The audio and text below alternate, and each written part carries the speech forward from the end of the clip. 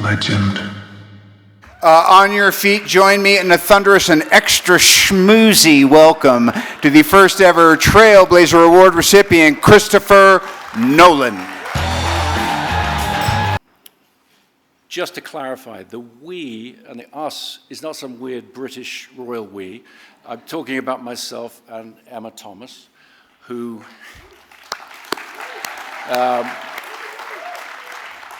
produced all of my films and all of my children, two of whom I won't embarrass by pointing out they're sitting right there. But those films that you saw on the reel, those aren't my films. Those are her films. They are our films. And was I ever an independent filmmaker? And for reasons that I'll explain, I realize I've never been an independent filmmaker because I don't think you can be. I think painters are independent. I think poets can be independent. As filmmakers, we're so dependent on other people. We're so dependent on not just the people we make the films with, who help us with the craft, but then this world of distribution, this world of getting the film out to an audience. A lot of people know that Memento came to Sundance. A lot of people know that it was a hit and enabled so much more that came after it for us. But not a lot of people know that what really happened with that film is we finished it, and then somebody, not me, had the bright idea of screening for all of the independent distributors at the same time to try and sell the film, get a bidding war going or whatever, and they all passed. No one wanted the film. And so a lot of people, in the year or so that we were in terrible limbo, we never knew whether anyone would ever see this film. It was an appalling position to be in. But so many people became so important in that moment, although I say a moment, it was a long period of time.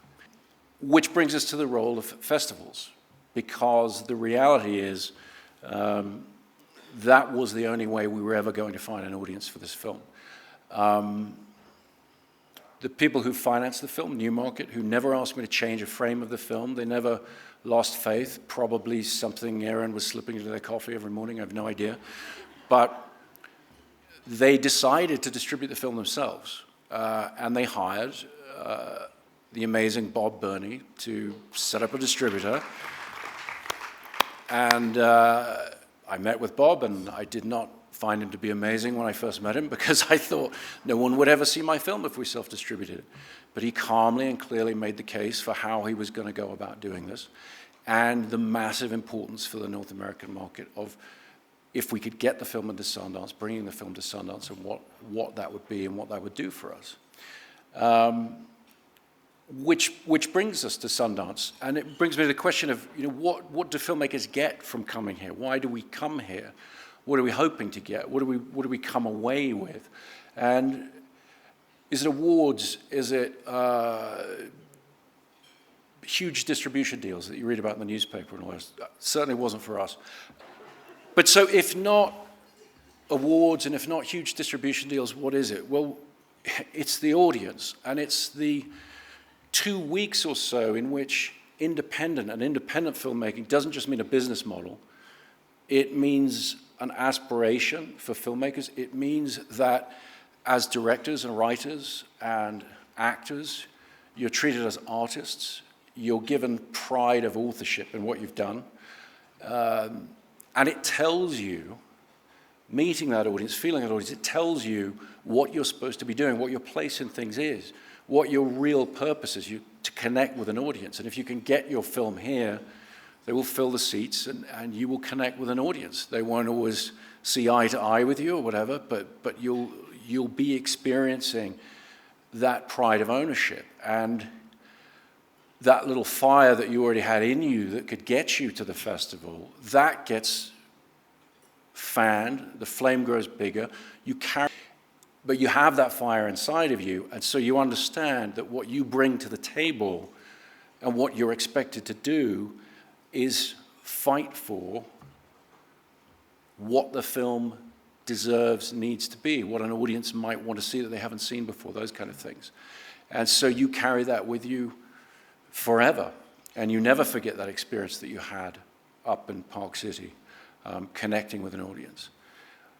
which brings me back to this moment of Emma and I sitting on the phone on hold, waiting for the head of Comcast to get on the line and thinking about, you know, okay, we've just sold his studio a 3-hour film about quantum physics, an apocalypse. It's R-rated. It's like, I don't know, maybe somebody finally figured out what we'd done or whatever. And Brian Roberts, who's the head of Comcast, he got on the phone and we exchanged pleasantries, as you do. And then he said something that was completely shocking and in retrospect totally logical to me, which was he said that he and his father in 2001 had been skiing in Deer Valley and on a whim had decided to go to the Sundance Festival and see a film by an unknown director and came to our screening that we presented the film at. And in that moment, I could hear Emma's relief on the other end of the phone, my relief. A couple of things occurred to us. One, we're probably going to be okay. This is going to work out. Because he liked the film, just for the, as did his dad.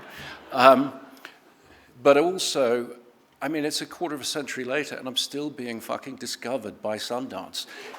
All of that is by way of saying that the experience you have here as a filmmaker is unique in all the world, and you carry it with you through your whole career. And I could not be more grateful for the experience that I had here 23 years ago, and for getting this award tonight. It means the world to me. So thank you very much.